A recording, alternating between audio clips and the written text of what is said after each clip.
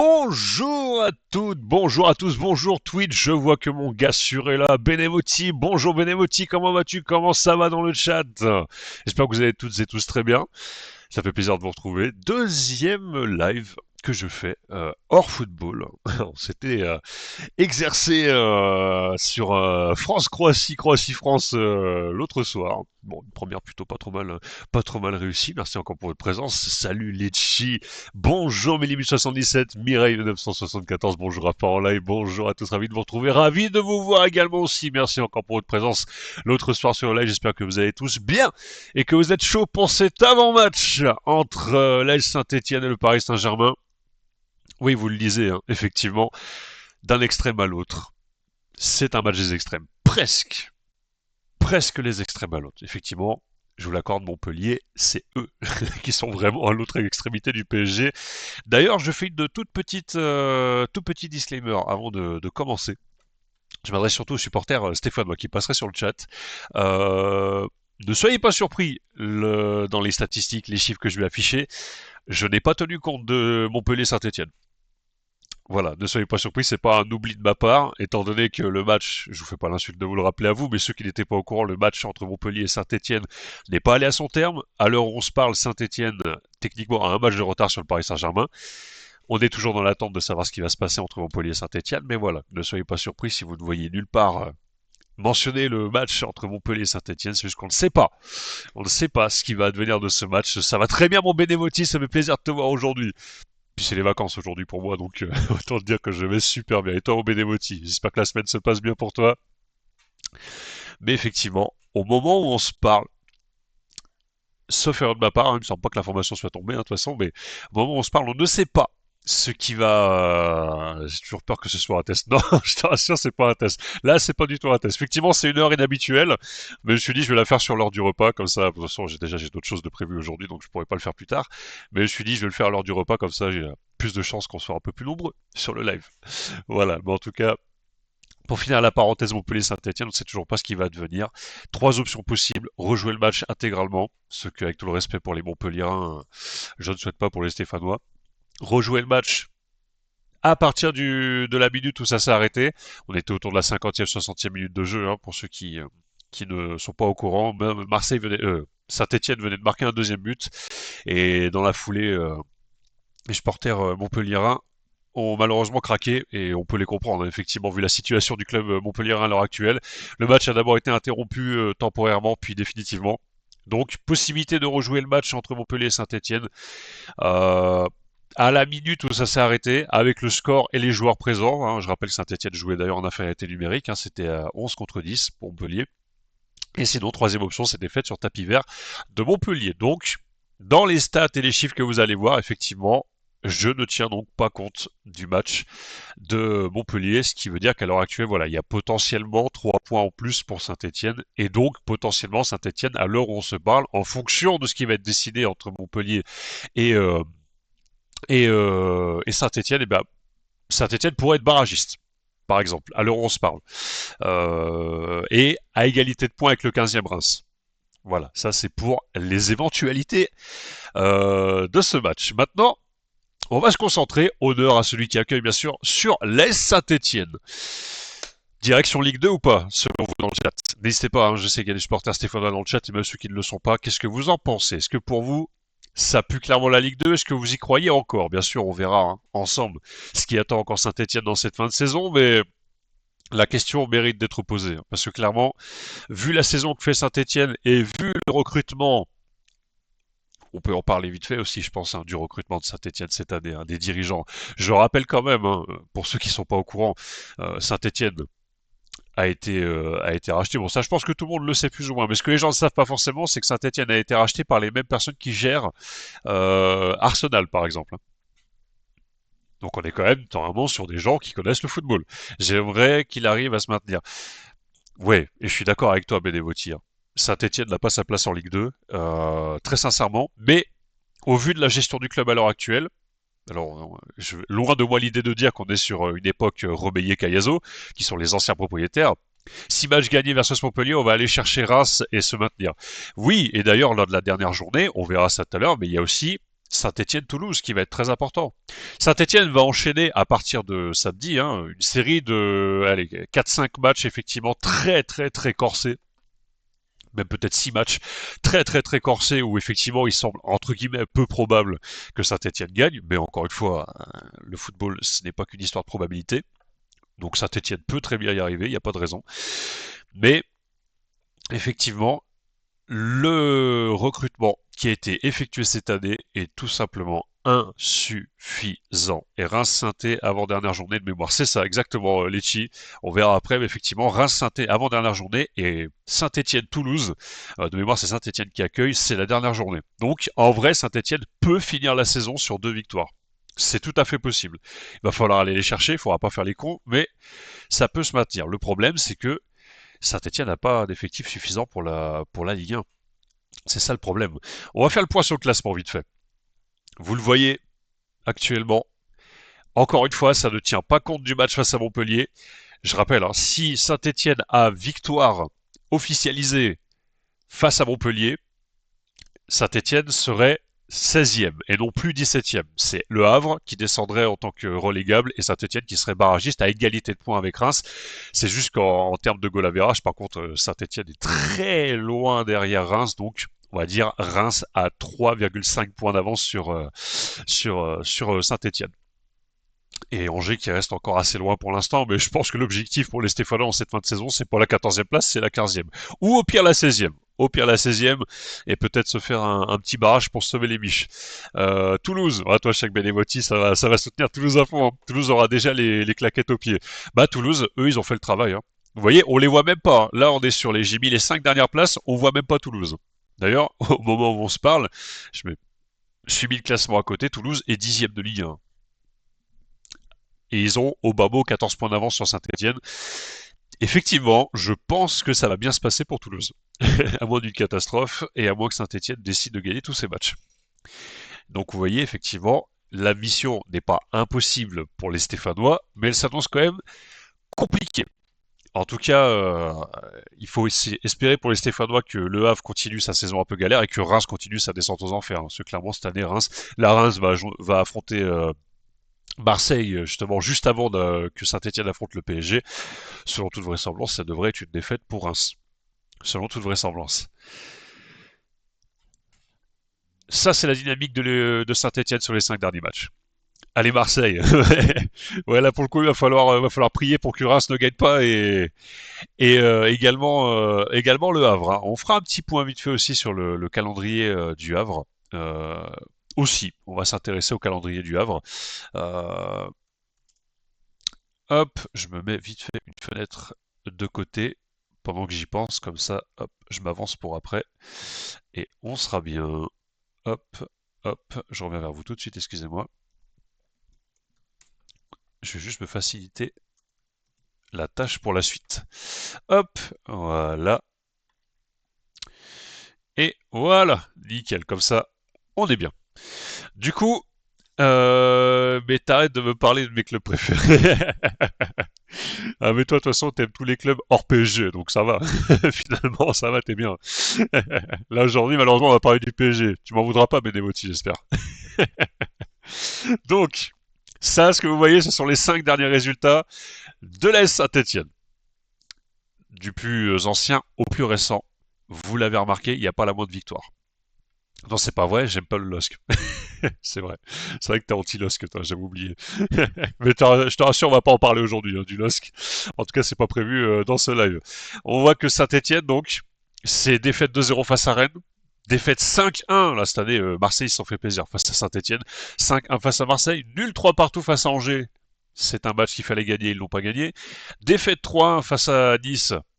C'est toujours moins pire qu'au match aller. Et match nul un partout face au Havre. Et là aussi, le bas blesse, puisque c'est un match qu'il aurait fallu gagner, idéalement. 2 nuls, 3 défaites, c'est 6 buts marqués, 14 buts encaissés pour Saint-Etienne. 0,4 points. Ça, c'est la dynamique des 5 derniers matchs. 0,4 points marqués. Et sur l'ensemble de la saison, c'est 0,8 points marqués par match. C'est pas vraiment digne d'une équipe qui arrive à se maintenir, ça en général. Hein. Même si on se doute que le Havre et Montpellier ça vole pas bien haut non plus, mais là voilà 0,8. À ce rythme-là, ça va être très compliqué. Quand on va voir le calendrier qu'attend les Stéphanois derrière, dites-moi ce que vous en pensez dans le chat, ce que vous espérez, en tout cas pour notamment les matchs à venir, et quelle est votre vision là-dessus. Mais pour moi, à l'heure actuelle, clairement, c'est pas fini. Saint-Etienne a encore, on va dire, son destin en main. Par contre, si ça enchaîne trop de défaites derrière, c'est pas la peine d'y penser. Pas la peine d'y penser. Puis alors, par contre, si jamais Saint-Etienne se maintient en Ligue 1, j'espère que les dirigeants vont investir. Je dis ça, je dis rien, hein, mais, j'espère que les dirigeants vont investir dans le club, renforcer l'équipe, parce que 2 saisons de suite, ça passera pas. En vrai, j'aime bien tout le monde, même le LOSC, juste pour le LOSC, j'aime pas Cabella. Ah, Cabella, c'est... Effectivement, on aime ou on n'aime pas, je peux comprendre. Moi, j'ai rien contre lui, mais je peux comprendre. 4,8 erreurs d'arbitrage en notre défaveur par match. Oui, c'est vrai qu'aussi Saint-Etienne n'est pas l'équipe la mieux vernie. Et combien de pénaltys? J'ai pas la statistique, mais Saint-Etienne encaisse beaucoup de pénaltys par match. Enfin, par match. Pas par match, mais beaucoup de matchs où ils ont des pénaltys en leur défaveur. Il y en a énormément.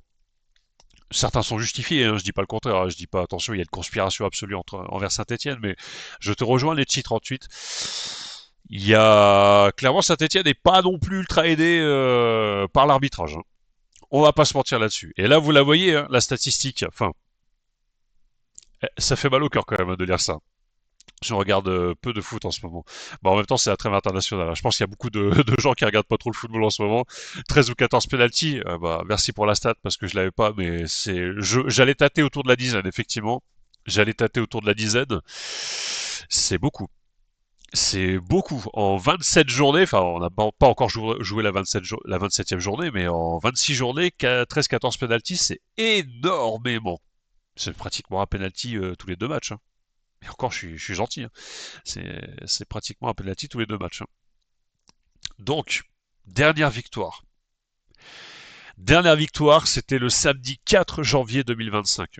16e journée. Vous vous rendez compte, on est 10 journées plus tard. Là, on va même jouer la 11, enfin 11 journées plus tard, là, on va être. À part les 3 matchs de Italie, Espagne, Portugal. Heureusement, on a eu un peu de foot aussi. Bon, il y a eu le match retour de la France aussi face à la Croatie qui était pas dégueu, je te l'accorde. Et là, j'avoue que tu as été très bon envoyé spécial sur ce coup-là. Encore merci Benevotti d'avoir assuré sur les 3 autres matchs et d'avoir suivi les scores. Ce Saint-Étienne Reims, c'était la première d'Eric Orneland sur le banc de touche stéphanois. Ouais, mais je l'ai vu en petit. Ouais, c'est dommage, t'as loupé le meilleur, malheureusement. Mais ça, c'était la première d'Eric Orneland. 3-1. Très beau match de Saint-Étienne. Peut-être pas parfait. Il y avait encore des signes un peu de dissidence. On se rappelle que à la mi-temps, il y a 0-0. Enfin, il y a 0-0. Non, il n'y a pas 0-0, justement, je crois. Reims ouvre le score avant la mi-temps, de mémoire, si je dis pas de bêtises. Sur, je crois, de leur seule occasion de la première mi-temps. Ils arrivent à marquer. Là, on met le doigt sur l'un des points faibles de Saint-Etienne. On va le voir après, hein. On va voir après les points forts et les points faibles. Mais là, on avait mis le doigt dessus. Mais en deuxième mi-temps, Saint-Etienne qui se remet dans le droit chemin, qui explose Lucas Tassin, qui nous régale d'un but magnifique d'ailleurs, une victoire 3-1 qui fait du bien. Et justement, après ce Saint-Etienne de Reims, arriva le match face au PSG. Et à ce jour, le PSG Saint-Etienne, c'est la dernière fois que Saint-Etienne a joué au football. Voilà. Parce que c'est le PSG certainement aussi, mais c'est la dernière fois que Saint-Etienne a joué au football. Ils ont perdu de 1, mais c'est le dernier bon match de Saint-Etienne en date. Dernière victoire, c'était le match d'avant, face à Reims. Dernier bon match, c'était face à Paris, la journée d'après. Depuis, c'est un fiasco.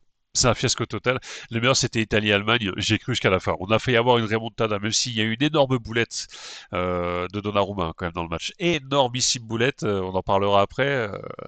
J'espère qu'il va pas nous faire la même face à Saint-Etienne, hein, honnêtement.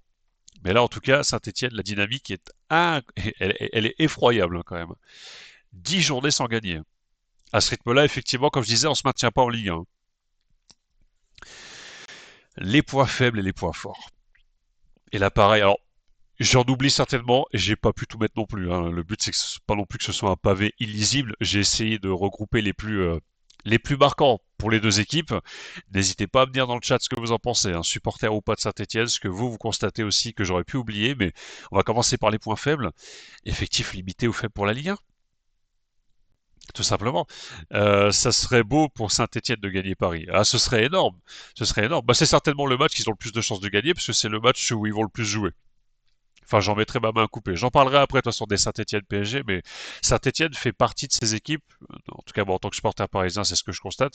Saint-Étienne fait partie de ces équipes qui, quand ils jouent Paris, ils jouent super bien au foot. Le reste de la saison, c'est pourri, et je suis désolé de le dire, hein, mais c'est pourri.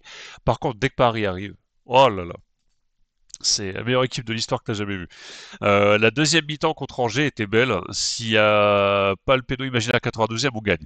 C'est vrai aussi. C'est vrai aussi. Alors après, j'exagère hein, quand je dis que Saint-Etienne n'a pas bien joué depuis, mais je pense que vraiment Paris, c'est le meilleur. C'est la dernière fois que Saint-Etienne a vraiment super bien joué. Je me rappelle encore du début de match, du début de Saint-Etienne, de Paris-Saint-Etienne. Quel pressing, quelle puissance dégagée dès le début du match en fait. On a l'impression vraiment d'une équipe qui était en confiance. Une équipe stéphanoise qui était en confiance, qui n'avait pas peur d'y aller au charbon, qui n'avait pas peur d'attaquer les Parisiens, qui n'avait pas peur de se ruer en attaque, qui se sont créés plusieurs occasions. Franchement, je pense qu'il y a un univers dans lequel Saint-Etienne ouvre le score.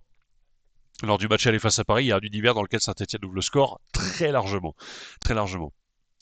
Non, c'est que tu vois que les matchs contre Paris. Oui, oui, non, effectivement, c'est sûr, mais Saint-Etienne, je vois aussi pas mal de matchs. Il y a certaines équipes dont je vois aussi les matchs en dehors, il y a un supplément d'âme. Et je peux comprendre le phénomène, puisque Paris, bah, c'est le grand méchant Paris Saint-Germain, c'est le grand méchant Qatar qui dirige la Ligue 1, donc forcément toutes les équipes ont envie de tabasser le PSG. C'est logique, hein, attention, c'est pas genre, attention, les Parisiens, tout le monde est contre nous. Non, non, je veux dire, c'est logique.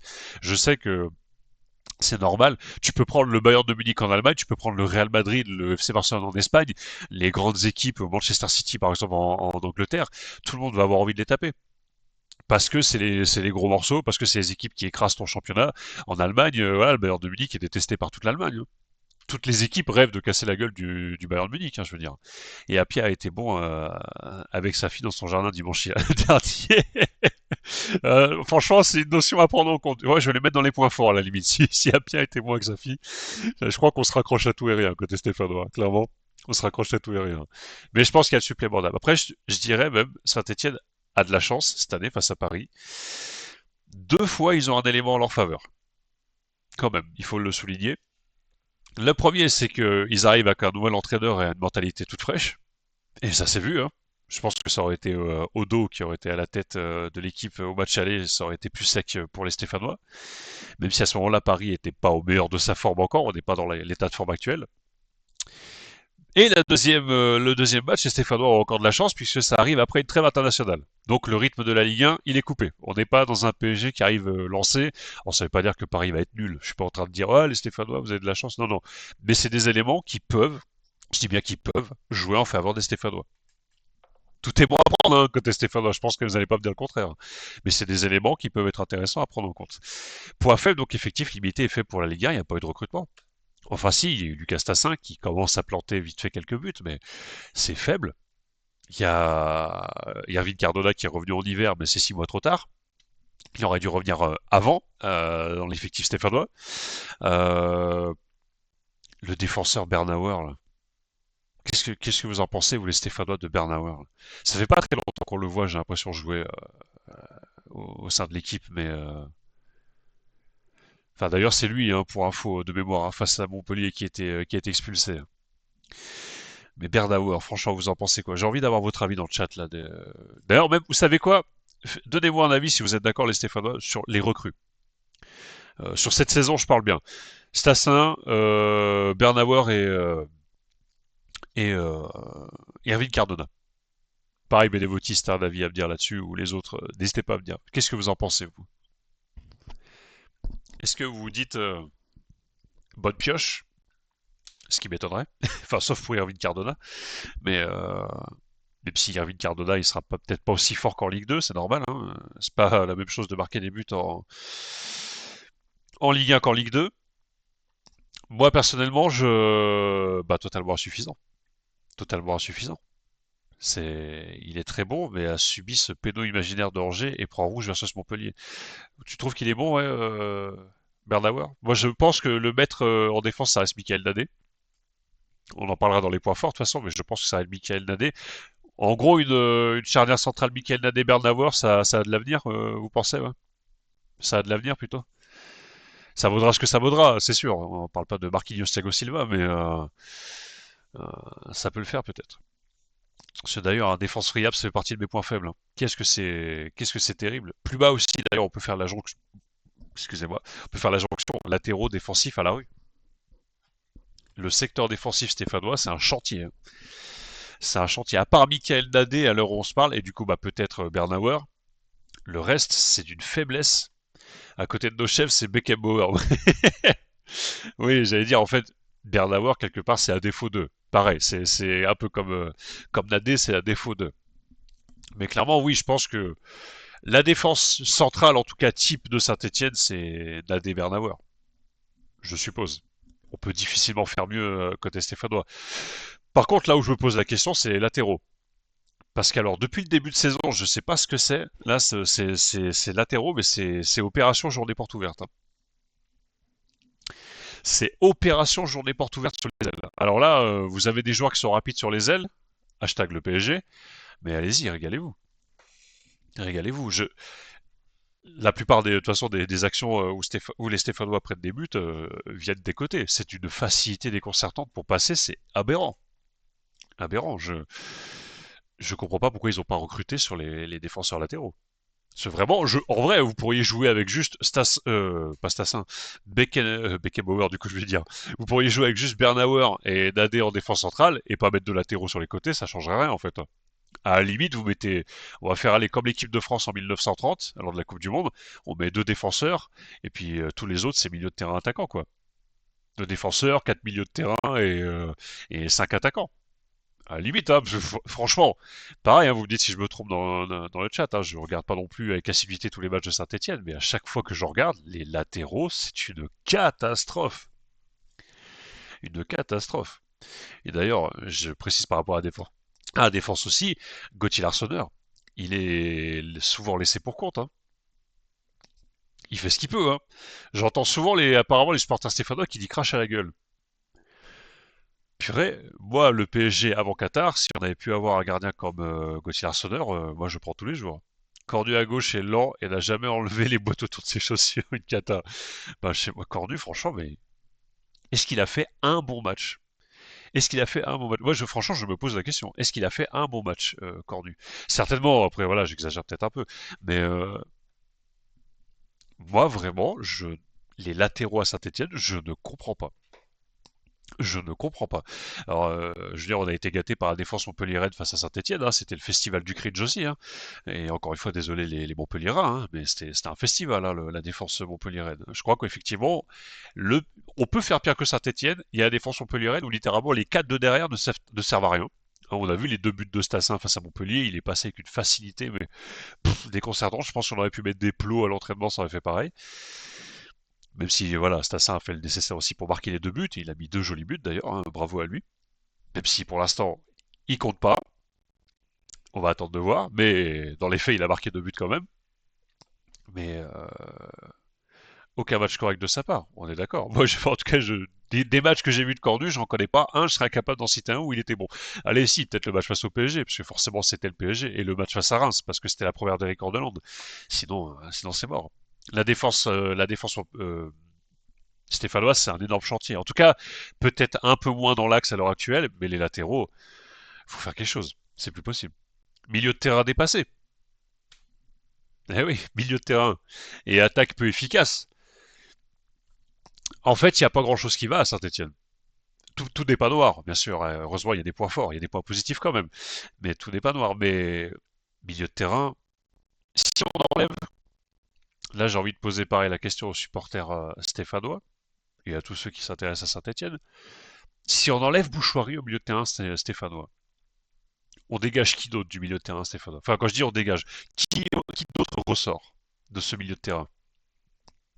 Honnêtement, est-ce que vous pourriez me citer un ou deux autres joueurs stéphanois qui tiennent la dragée haute, qui tiennent la baraque au milieu de terrain? Parce que pour moi aussi, le milieu de terrain est dépassé. Techniquement. Alors c'est peut-être moins pire quand même sous Eric Ordeland. En vrai, je trouve moins pire. D'ailleurs, Saint-Etienne a plus de possession de balle. Depuis Eric Ordeland, Saint-Etienne a beaucoup plus la possession de balle. C'est pas rare de voir même Saint-Etienne, des fois même dominer un match en termes de possession, même si, encore une fois, la possession de balle, ça fait pas tout. On l'a vu avec le PSG en début de saison, hein. Combien de fois on a fait des matchs nuls alors qu'on détruisait l'adversaire en possession de balle et en occasion. Mais clairement, au milieu de terrain, pareil, qui ressort? Qui ressort du milieu de terrain? À part Bouchoirie, heureusement qu'il est là, Bouchoirie. Heureusement qu'il est là. Et encore, je crois qu'il avait été mis sur le banc face à un temps, hein. Donc, non, moi je pense que lui, c'est un joueur, il est indéboulonnable du milieu de terrain également. C'est lui qui crée, c'est lui qui apporte la créativité au milieu de terrain stéphanois. On va basculer d'ailleurs sur les points forts avec lui. C'est lui qui apporte la créativité dont a besoin le milieu de terrain stéphanois, hein. Udo a été bon sur certains matchs, mais encore un intermittent. Ouais, le problème, c'est que c'est intermittent. Alors, après, je dis pas que Bouchoirie est exceptionnel à tous les matchs. Il y a certainement des matchs où il passe au travers, mais sans lui, retour de Benold dans pas longtemps. Alors, Benold, tu m'arrêtes si je me trompe, hein, les 38, mais il est attaquant, lui, non? En tout cas, latéral. En tout cas, moi, j'ai souvenir quand il n'était pas blessé qu'il jouait latéral. Au Benevoti, tu pars déjà? Tu pars déjà, mon Benevoti? Ah, bah écoute, ça m'a fait. Enfin, si tu pars, si c'est bien ça. Je te remercie d'être passé sur le live, en tout cas. Ça m'a fait plaisir de t'accueillir. Mais Benold, en tout cas, oui, lui, j'ai hâte qu'il revienne. Pour les Stéphanois, j'ai hâte qu'il revienne. Alors, il va falloir qu'il se dépêche, mais lui, il apporte beaucoup sur le front de l'attaque. Il était très remuant sur le côté droit. Moi, j'ai souvenir de matchs où il jouait sur le côté droit. Il a été très remuant. Il apportait beaucoup, il apportait de la vitesse, du dribble. David côté gauche aussi, mine de rien, il peut être intéressant, même si je le trouvais moins décisif que Benold. Je me trompe peut-être, hein, mais je le trouvais moins décisif que Benold. Même s'il a eu une période là où il était en feu, David.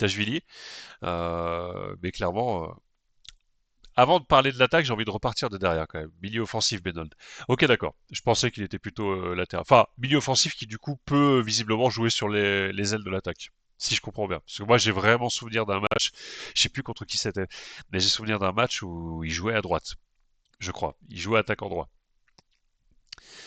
Mais point décisif, point fort de l'AS Saint-Etienne, mine de rien. Et ça, c'est quelque chose de récurrent chez les Stéphanois. Les Stéphanois ont souvent eu un bon gardien. Un gardien qui rapporte des points.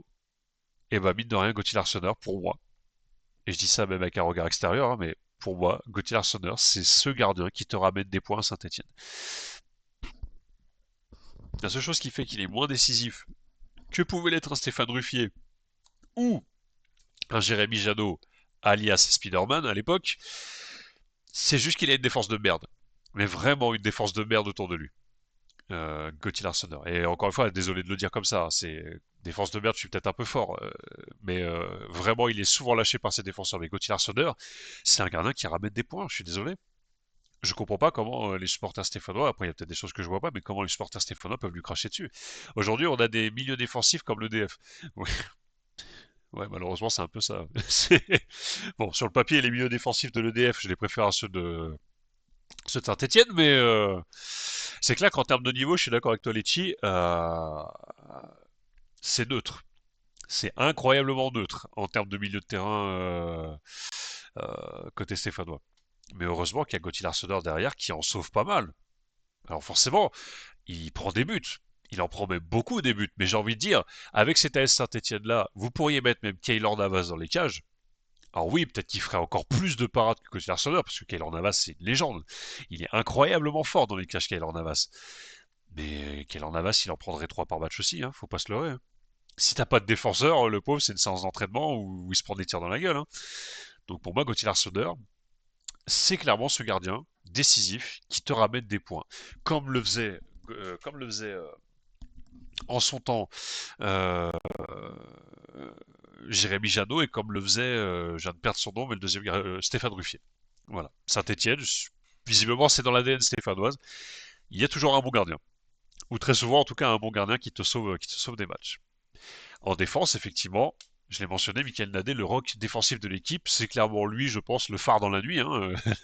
C'est celui vers qui tous les espoirs défensifs se tournent, parce que du coup peut-être de Bernauer, bah pareil, il y a personne. Il y a personne. Les autres, c'est niveau Ligue 2, voire même presque en dessous, hein, pour certains, hein. Déjà en Ligue 2, c'était pas toujours fou, hein, donc Michael Nadé, heureusement qu'il est là. Milieu de terrain, Benjamin Bouchouari, j'en ai parlé.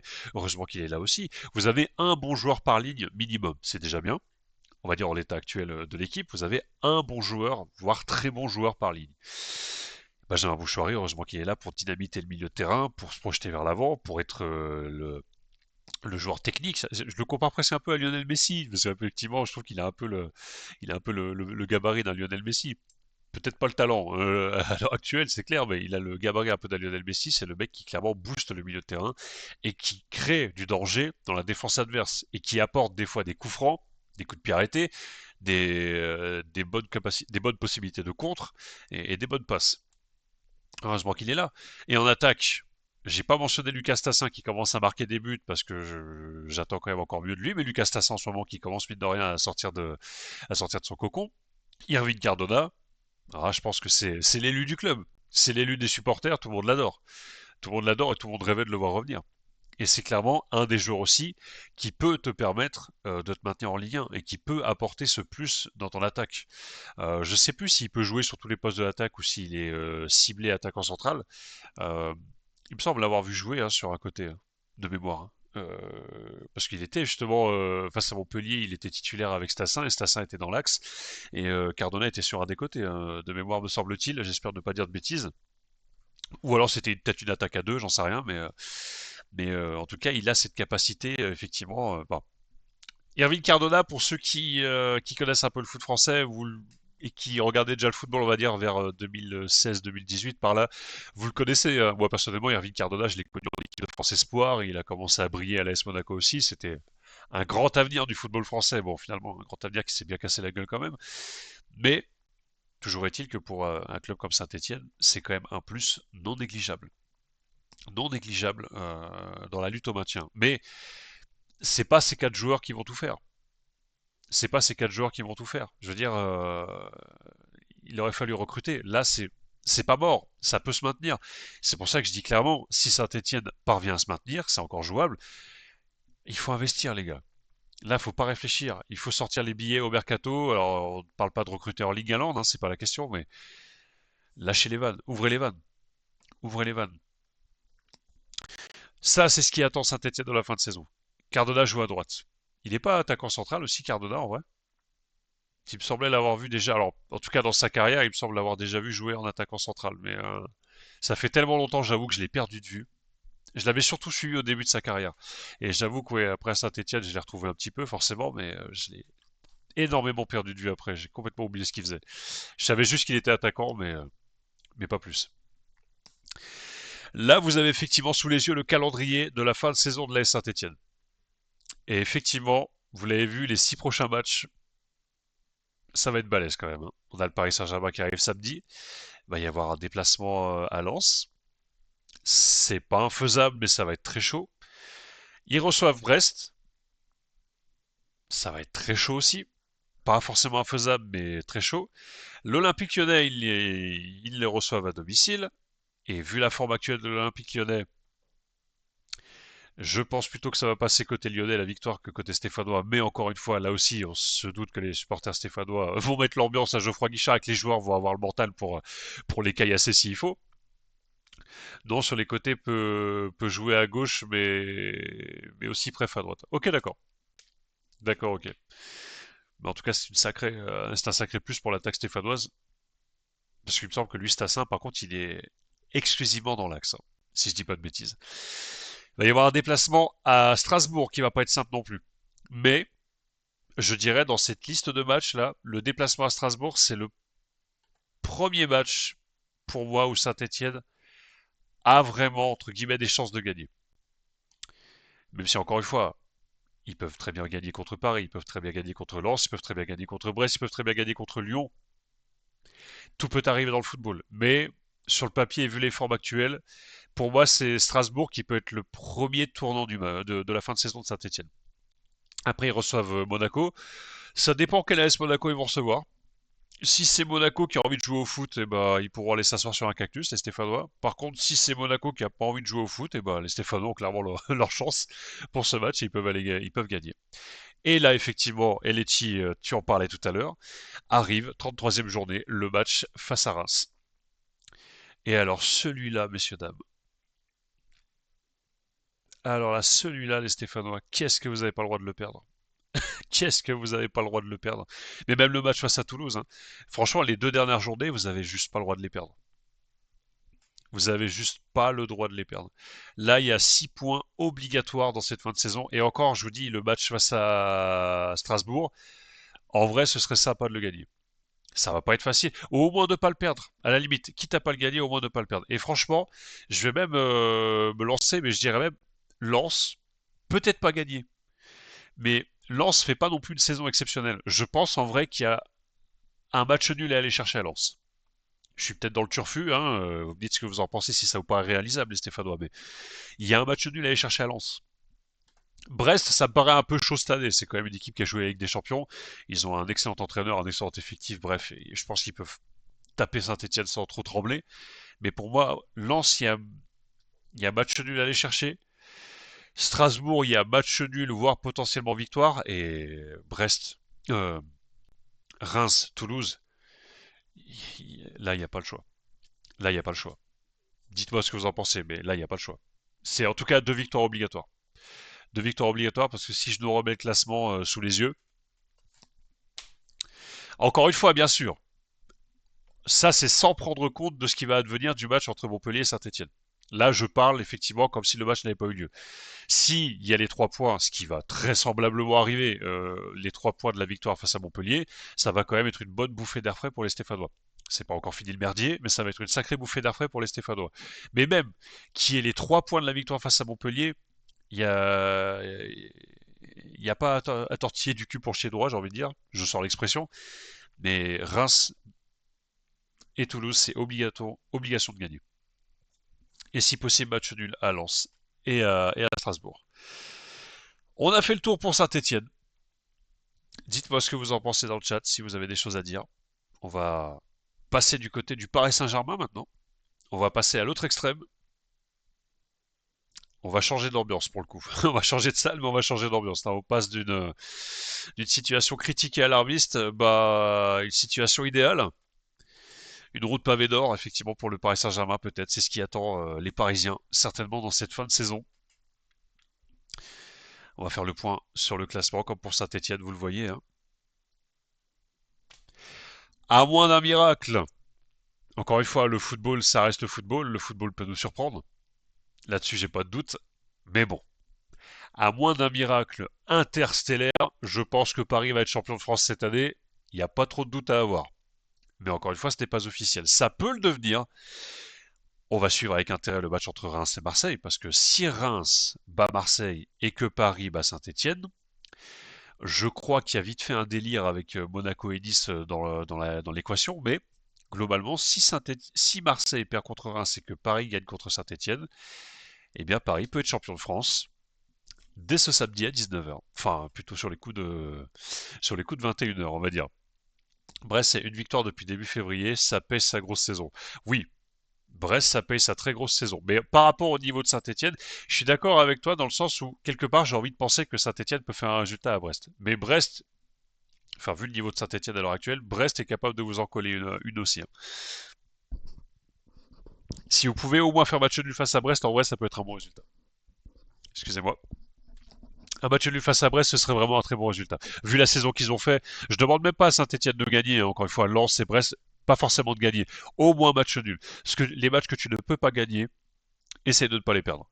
Après, c'est sûr que les matchs face à Paris, bon, vous ferez ce que vous pourrez. Peut-être que vous allez faire un résultat, mais voilà, on va pas vous demander de gagner ou de tenir face à Paris. Juste faites-vous plaisir.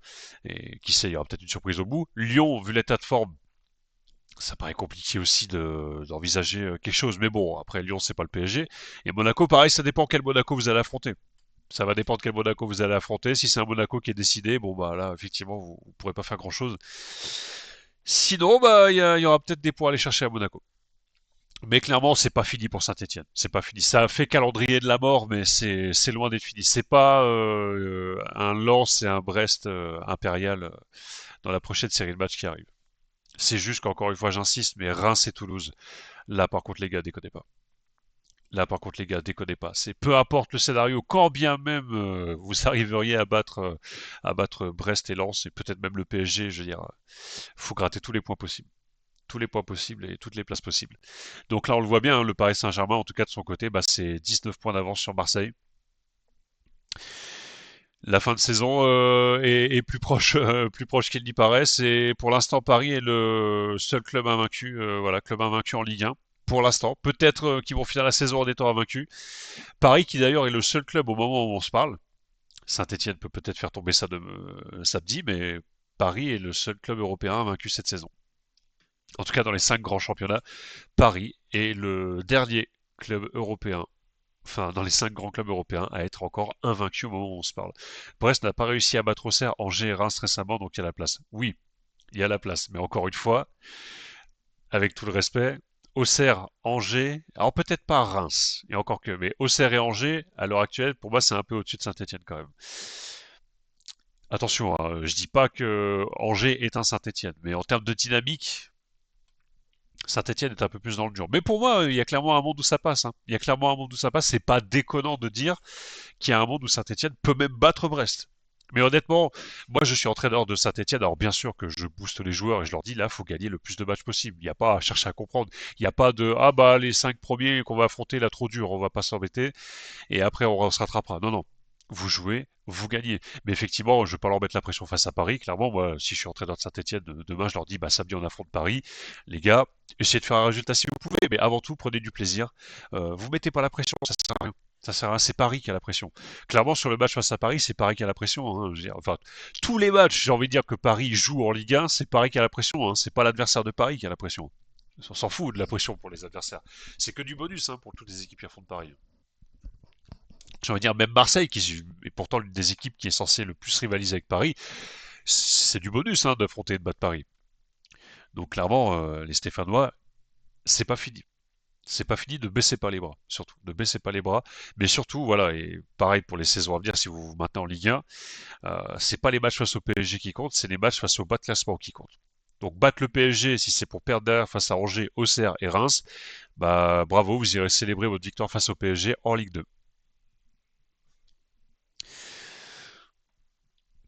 Là, ça c'est la dynamique du Paris Saint-Germain. Effectivement, on n'est pas sur le même délire, hein.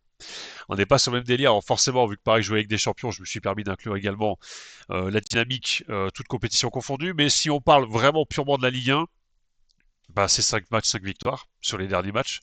5 matchs, 5 victoires. Victoire 1-0 contre Toulouse, victoire 3-2 contre Lyon, 4-1 contre Lille, 4-1 contre Rennes, pardon, et 3-1 contre Marseille. Voilà. Paris prend des buts. Paris prend des buts. D'ailleurs, Saint-Etienne a marqué au match aller un superbe coup franc de David Ashvili. Donc Saint-Etienne est capable de marquer des buts face à Paris. Surtout si Donnarumma nous fait des boulettes comme il a fait face à l'Allemagne lors de la trêve internationale. Mais oui, oui, ça va être compliqué. On va dire le match entre Saint-Etienne et Paris, ça va être une histoire de goal average. Même si je vais pas enterrer Saint-Etienne, je vais pas vous dire Paris va gagner, ça sert à rien. Saint-Etienne peut réussir l'exploit. C'est juste une histoire de goal average. Il faut pas que Saint-Etienne se fasse trop éclater la tronche face à Paris, si tant est que Saint-Etienne perde. Parce qu'effectivement, heureusement, au classement, Saint-Etienne a repris de l'avance sur Montpellier. Il y a eu une période où Saint-Etienne et Montpellier étaient en train de se rapprocher au goal average. Actuellement, il y a moins 32 pour Saint-Etienne, moins 38 pour Montpellier. Il y a eu un écart qui s'est recreusé. Mais voilà, si samedi Saint-Etienne perd 6-0 face à Paris, Saint-Etienne au goal average, il passe au même niveau que Montpellier. Donc c'est ce qu'il faut surtout éviter. Essayer de ne pas prendre une valise, autant que faire se peut, encore une fois, parce que je sais bien que face à ce PSG là, ça va être très dur. Essayez de ne pas prendre une valise, limiter la casse. Même s'il y a des fêtes, limiter la casse. Paris, sur ses 5 derniers matchs de compétition confondus, vous le savez certainement, sa seule défaite, c'est face à Liverpool en Ligue des Champions, et c'est une défaite 1-0. Pas de grosse défaite à noter, hein, effectivement, pour Paris. 5 matchs, 0 victoire, 0 nul. 15 buts marqués, 5 buts encaissés, une moyenne de 3 points par match. On peut pas faire mieux, hein, littéralement. Et depuis le début de saison, Paris, c'est 2,62 points par match. Pareil, alors on peut faire mieux, hein, mais c'est déjà excellent. C'est déjà excellent. Et sur les 5 derniers matchs, effectivement, toute compétition confondue, c'est 4 victoires, 0 nul. Une défaite, 12 buts marqués, 4 buts encaissés. C'est du solide.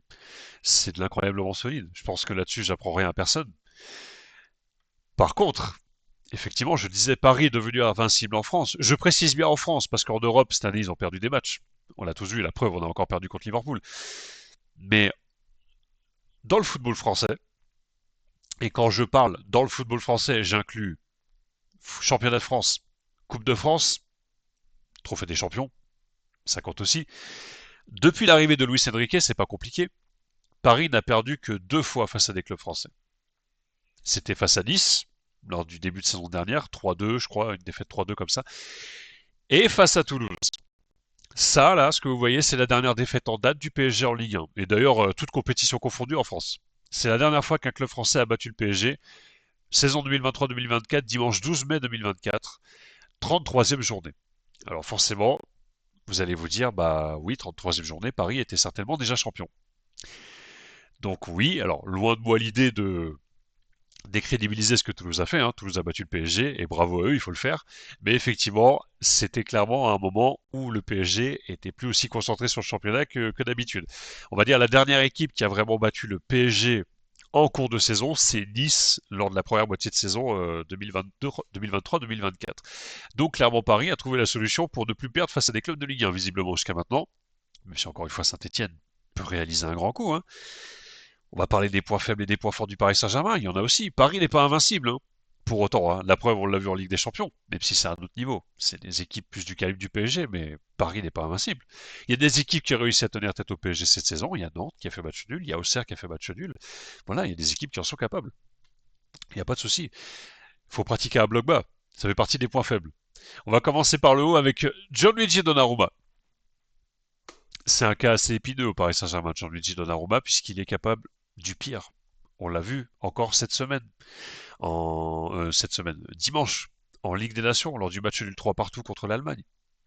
Fautif d'une énorme boulette, Jean-Louis Donnarumma. Puis avec le PSG, on l'a vu faire plein de fois des boulettes. Plein de fois, il a causé, enfin causé. C'est pas que de sa faute, mais voilà, il a été impliqué dans les défaites du PSG, Didier Donnarumma. On le sait. Il n'est pas infaillible, il n'est pas invincible, et les Stéphanois vont peut-être pouvoir capitaliser sur l'énorme boulette qu'il a fait dimanche en Ligue des Nations pour peut-être aller le perturber. Enfin, en tout cas, si Donnarumma est titulaire, hein, je dis ça, mais peut-être que c'est Safonov qui va être dans les cages. J'en sais rien. Donc, mais si c'est Donnarumma, ils peuvent peut-être capitaliser là-dessus. Même si ça n'enlève rien au talent de Donnarumma, on est bien d'accord. Nuno Mendes sur le côté gauche. Et oui, offensivement, c'est très fort, il n'y a pas de problème. Mais défensivement, c'est pas toujours dingue. S'il y a bien un côté, autant le côté avec Hakimi, bon, faites quand vous pouvez, hein, les Stéphanois. Autant le côté de Nuno Mendes, bon, pareil, faites quand vous pouvez, mais s'il y a bien un point faible en défense ce côté parisien, c'est le côté gauche. C'est le côté gauche parce que c'est là clairement où Nuno Mendes, enfin où la défense parisienne est la plus friable et Nuno Mendes a du mal en défense gauche. Il est plus, comme j'ai dit, meilleur attaquant que meilleur défenseur. Ça veut pas dire qu'il est nul, mais on sait tous que défensivement, c'est pas non plus le crack. C'est pas un monstre, même s'il est capable de faire des bonnes perfs. Fabien Ruiz, c'est le point faible du milieu de terrain parisien, même si malheureusement pour vous les Stéphanois, il semblerait que Luis Enrique soit en train de trouver la solution pour le rendre meilleur, parce que ça fait quelques matchs avec le PSG qui devient bon, Fabien Ruiz. Et c'est un joueur qui peut d'ailleurs régulièrement aussi dépanner en défense lors des différentes phases de jeu du Paris Saint-Germain. Donc c'est un joueur important de la rotation et du jeu du Paris Saint-Germain, mine de rien, même si c'est pas le plus fort techniquement, et que c'est souvent le plus mauvais. Malheureusement, je suis désolé de le dire, mais c'est souvent le plus mauvais joueur du Paris Saint-Germain dans ces matchs. Mais c'est aussi un joueur clé du système de Luis Enrique. Alors après, peut-être qu'il partira cet été, on n'en sait rien. Mais ça fait en tout cas quelques matchs malgré tout, malheureusement, encore une fois les Stéphanois, mais que Luis Enrique, en tout cas, avec le PSG, se débrouille beaucoup mieux. Sans dire qu'il fait des matchs incroyables, mais il se débrouille beaucoup mieux. Point faible, attaquant jadis inefficace devant le but. Alors oui, vous allez dire, oui, mais ça c'était avant, mais j'en parle quand même parce que, qui sait, peut-être que les attaquants vont galérer à nouveau. Ils vont peut-être galérer à nouveau, ils vont peut-être se créer énormément d'occasions. Alors ça c'est sûr, hein, les Stéphanois, je vais rien vous apprendre. Attendez-vous à prendre la foudre. Attendez-vous à prendre la foudre face à Paris parce que clairement on va en avoir des occasions. À moins de faire un match complètement à l'envers et d'avoir une équipe C sur le terrain qui vraiment n'a jamais joué ensemble, mais on va en avoir des occasions, ça c'est clair. Et peut-être que les démons du passé vont ressurgir. Et surtout, et ça je l'avais déjà dit au match aller, même si honnêtement le début de match m'avait surpris de la part des Stéphanois, mais je l'avais déjà dit au match aller, si vous voulez espérer un résultat face à Paris, les Stéphanois, vous savez ce qu'il vous reste à faire. Jouer en bloc bas. Le Paris Saint-Germain n'aime pas les blocs bas. D'ailleurs, la victoire 1-0 contre Toulouse que vous avez vu tout à l'heure dans les résultats, c'était face à un Toulouse qui jouait bloc bas. Bon, Paris a gagné, mais c'était face à un bloc bas. Voilà. Paris a beaucoup de mal. Paris a du mal à se créer des occasions. Paris a du mal à être efficace. Enfin, se créer des occasions, il s'en crée, mais Paris a du mal à être efficace face à des équipes qui jouent repli en défense. Donc les Stéphanois, si vraiment, vraiment vous êtes dans l'optique de chercher un résultat face à Paris à Geoffroy Guichard, porté par votre public en plus, jouez bloc bas. Parce que par contre, il y a une chose qui est claire, c'est que les Stéphanois, et là même toutes les équipes qu'on a pu affronter cette saison, si vous osez jouer au foot face au PSG, vous êtes mort. Vous êtes mort dans le sens où effectivement Paris risque de vous arracher.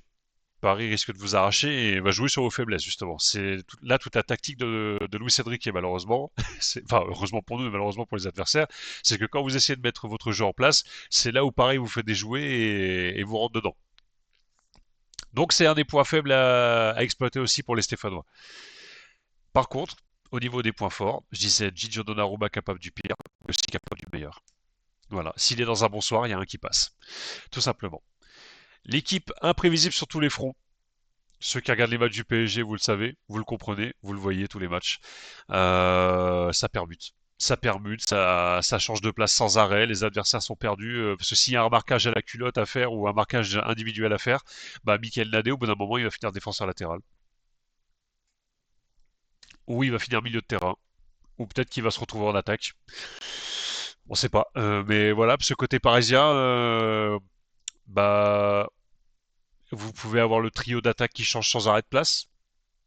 Vous pouvez avoir un milieu de terrain qui joue en défense, un milieu de terrain qui joue en attaque. Vous pouvez avoir un attaquant qui joue au milieu de terrain.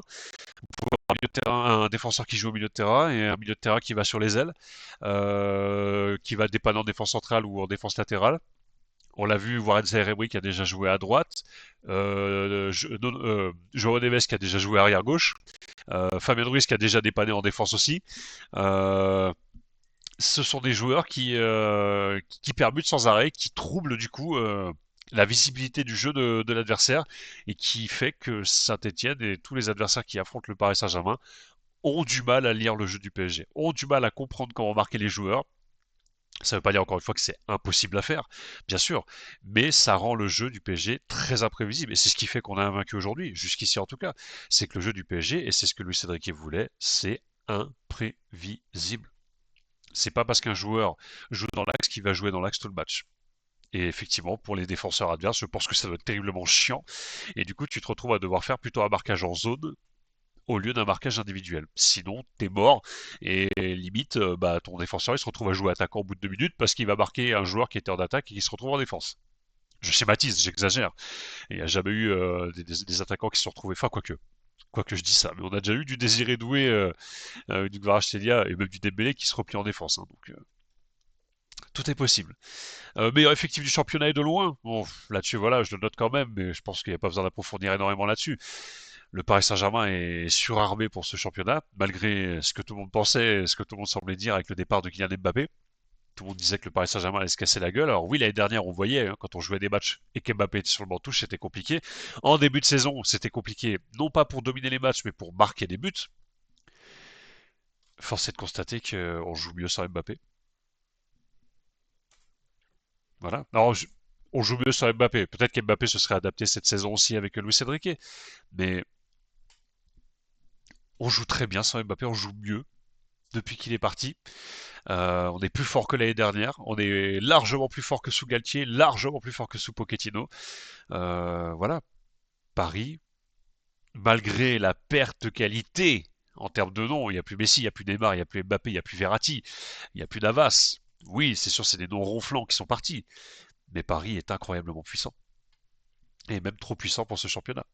Forte possession de balle, de plus constructive. Paris a souvent eu et toujours eu la possession de balle. Mais passé un temps, c'était stérile. On n'en faisait rien. C'est un peu comme l'équipe de France de Didier Deschamps. On se regarde dans le blanc des yeux. À droite, à gauche, au milieu de terrain, à droite, à gauche, au milieu de terrain. Et qu'est-ce qu'on fait? On tente une passe. Ah bah merde, c'est raté. Bon bah à droite, à gauche, au milieu de terrain. Et puis voilà. Et puis on fait rien, puis on met pas de vitesse.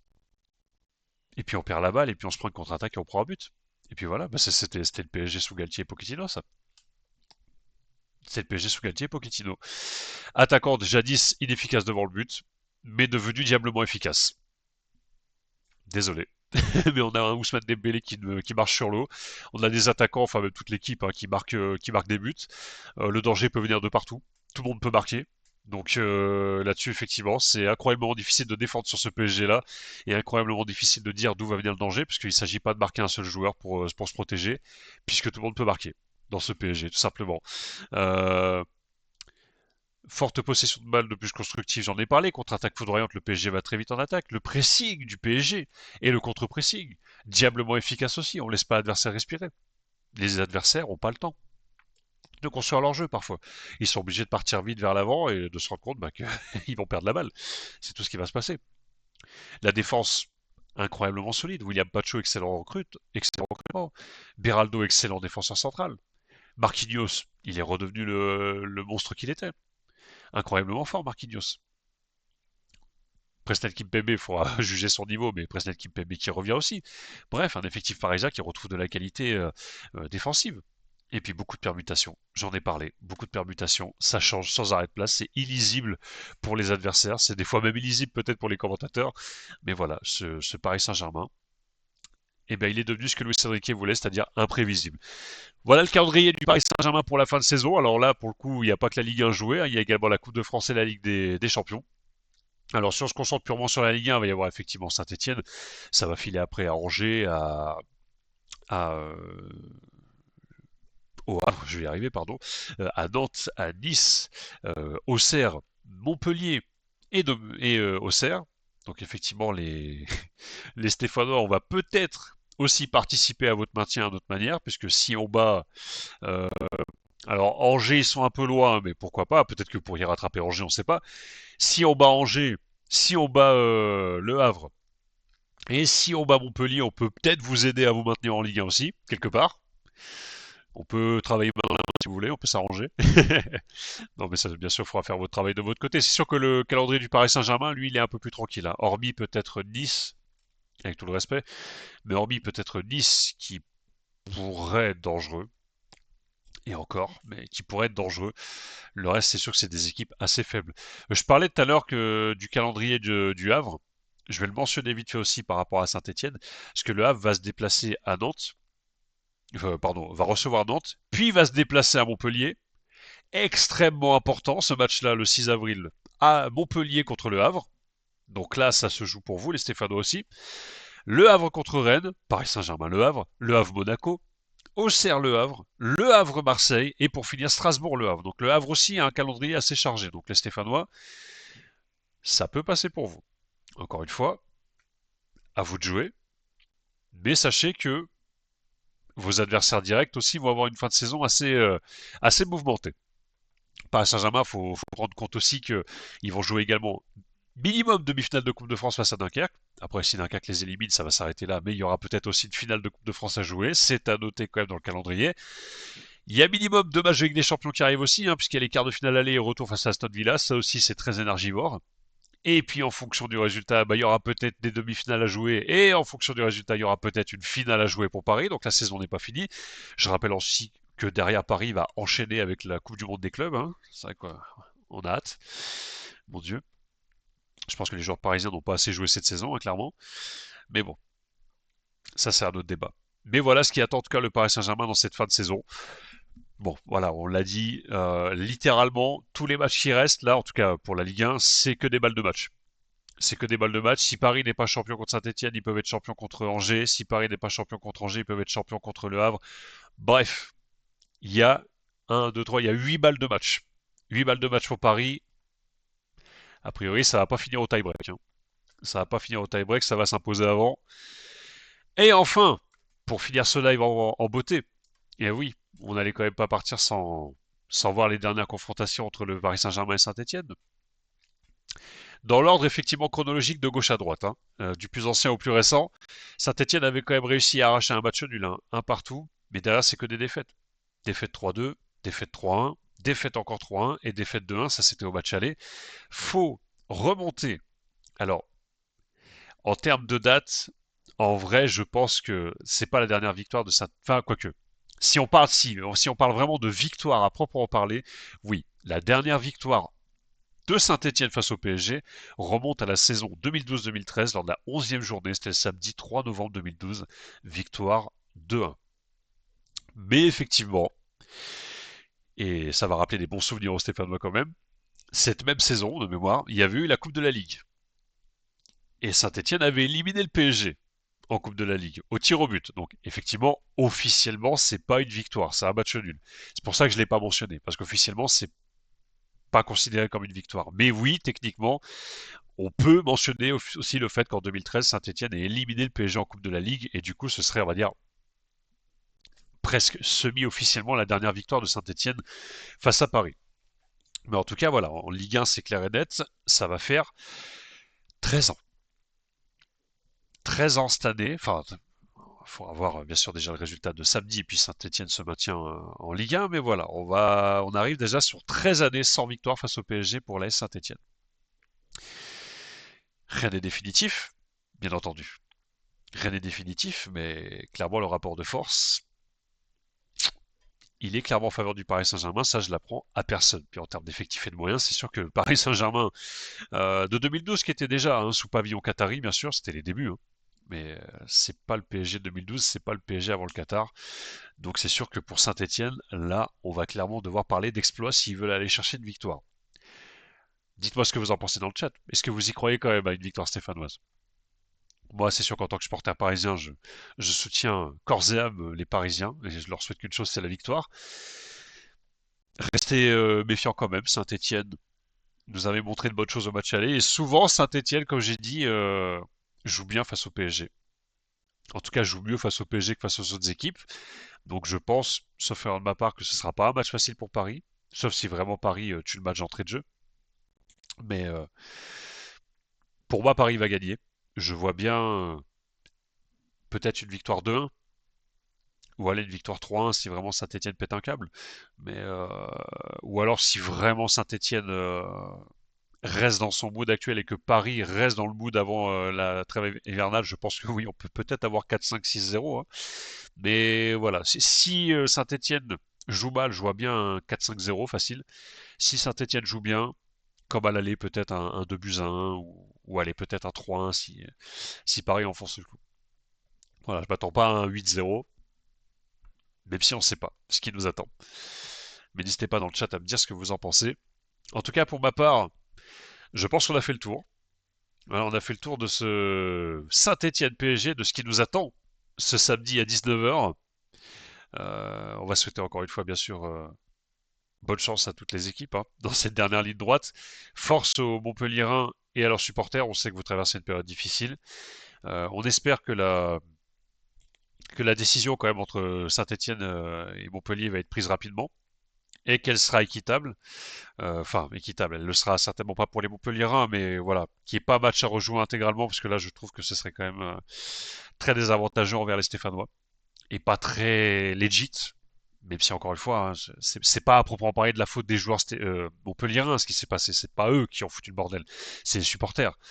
Mais voilà, on verra dans les prochains jours ce qui va être décidé. Euh, mais force à vous les Stéphanois également, bien sûr, pour cette fin de saison. On vous souhaite de vous maintenir. On n'a pas envie de vous voir descendre en Ligue 2, clairement. C'est la Ligue 1.5. Peut-être que c'est ça dont vous allez faire partie, hein, la Ligue 1.5. Vous allez faire l'ascenseur toutes les saisons, mais j'espère pas. Il y a moyen. Il y a moyen pour Saint-Etienne de se maintenir. Il reste largement de quoi faire, en vrai. À condition, bien sûr, que Reims et Le Havre ne se mettent pas à gagner tous leurs matchs. Encore une fois, bien sûr. Mais il y a de quoi faire. Il y a de quoi faire. Il faut peut-être pas encore paniquer.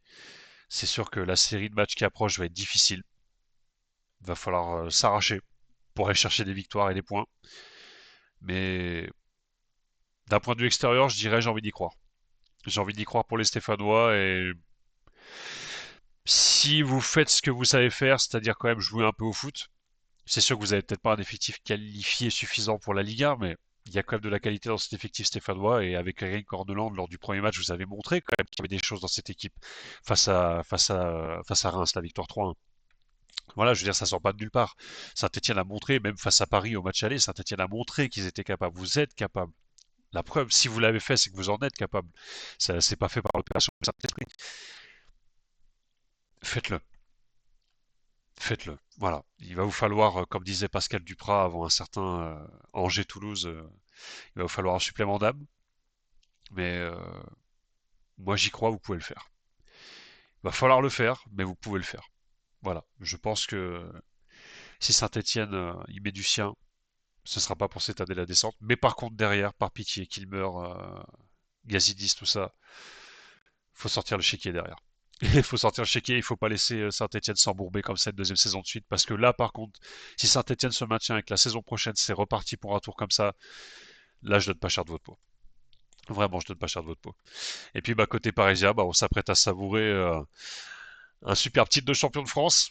On va pas vendre la peau de l'os avant de l'avoir tué encore une fois, mais c'est presque fait, voilà, on a envie de savourer quand même, et puis la saison elle est tellement belle, et puis j'ai envie de dire, voilà, on fera un bilan à la fin de la saison bien sûr, mais j'ai envie de dire un immense merci à Luis Enrique, un immense merci au PSG pour ce qu'ils, les joueurs, pour ce qu'ils font, le plaisir qu'ils procurent, le niveau footballistique sur le terrain, les, la saison elle est incroyable. Déjà depuis que Luis Enrique est arrivé, on a senti un changement. Merci la direction aussi peut-être de prendre conscience de certaines choses. Il était grand temps, mais si on n'est pas aveuglé, hein, on sait qu'il y a beaucoup d'incompétences dans la direction parisienne. Il y aurait beaucoup de choses à redire, hein. C'est pas parce qu'on est supporter parisien qu'on est aveuglé, mais merci, juste merci pour le plaisir qu'on prend à chaque match et j'espère prendre énormément de plaisir encore samedi soir face à Saint-Etienne. Voilà, aller chercher la victoire, aller chercher le titre. Après, ça dépendra pas que de vous, hein. Marseille va certainement battre Reims, donc ce sera certainement pas cette semaine, mais allez les Parisiens, allez chercher ce nouveau titre de champion de France, faites-nous rêver, allez le plus loin possible avec des champions, qu'on la gagne ou pas, on s'en fout. La Coupe de France, allez le plus loin possible aussi, pareil, qu'on la gagne ou pas, on s'en fout, mais continuez de nous donner du plaisir. Et juste, on kiffe. Quelle saison magnifique pour Paris. C'est un contraste avec Saint-Etienne. Force à Saint-Etienne. Merci à Paris. Et c'est là-dessus que je conclurai mon live. Merci à toutes et à tous d'y avoir assisté. Vous avez été, encore une fois, plus nombreux même que ce que je pensais. Donc merci à vous pour votre soutien. L'occasion, je vais quand même finir sur une autre note. Je pense, j'attends de voir, bien sûr c'est pas moi là-dessus qui est la main, mais c'est Twitch qui me préviendra. Mais je pense que grâce à vous, encore une fois, Lecci 38, Benevoti, Méli 1077, Mireille 974, eh bien, je pense que grâce à vous, je suis sûr que grâce à vous, à moins que voilà, Twitch, voilà, j'attends c'est Twitch encore une fois qui aura le dernier mot, et même si ça se fait pas ce mois-ci, c'est pas grave, mais grâce à vous, je vous en remercie du fond du cœur. Ce live va me permettre de passer affilié. Je vais cocher quand je vais tout simplement arrêter le stream, je m'apprête à cocher la dernière case. Alors il faudra laisser quelques heures à Twitch pour analyser tout ça, bien sûr, hein, ça se fera pas instantanément, mais je m'apprête à cocher certainement la dernière case qui va me permettre d'être affilié, de pouvoir commencer à monétiser mon travail sur Twitch, et ça c'est grâce à vous tous. À tous ceux aussi qui n'étaient pas là, bien sûr, hein, je vous remercie tous, toutes celles et ceux qui sont abonnés aux 51 abonnés de ma chaîne. Sans vous, ça aurait pas été possible. Sans votre présence, sans votre soutien, ça aurait pas été possible. Donc, je finirai le live plutôt là-dessus avec un immense, immense merci pour votre présence, votre soutien et me permettre peut-être bientôt. Alors, même si je commence à faire monétiser, ce sera pas pour tout de suite que je vais en vivre, mais voilà, peut-être bientôt de pouvoir en vivre de cette activité. Donc vraiment, merci du fond du cœur à tous. Je vous souhaite une très bonne journée. Je vous souhaite une bonne fin de semaine. Euh, Sur la chaîne, on se retrouvera en avril. Je crois que c'est le 22 avril de mémoire. De toute façon, ce sera affiché en outre le 22 avril. En tout cas, c'est pour le prochain match commenté, hein. On se retrouvera le 22 avril pour Nantes PSG. Peut-être qu'il y aura un ou deux lives entre temps. Je sais pas encore comment je vais m'organiser au mois d'avril. Mais c'est sûr que pour les lives, en tout cas, on se retrouvera en termes de matchs à commenter. On se retrouvera pour Nantes PSG. Si tout va bien, ce sera fin avril, donc c'est dans longtemps. Mais voilà, peut-être comme j'ai dit qu'il y aura un ou deux lives entre temps, je verrai. Je sais pas encore ce que je vais faire. Bravo pour vos excellentes analyses. Merci Mireille 974. Merci. Vraiment merci du fond du cœur. Vous vous rendez pas compte. Vous vous rendez pas compte de ce que vous me faites, de ce que vous me faites faire, de ce que grâce à vous je peux faire plutôt. Euh, et de où va ma chaîne en aussi peu de temps, on va dire. Allez les Verts, allez les Verts, allez Paris, vive le foot. Et puis bah, prenez soin de vous. Et à très bientôt sur la chaîne Rafa en live. Ciao!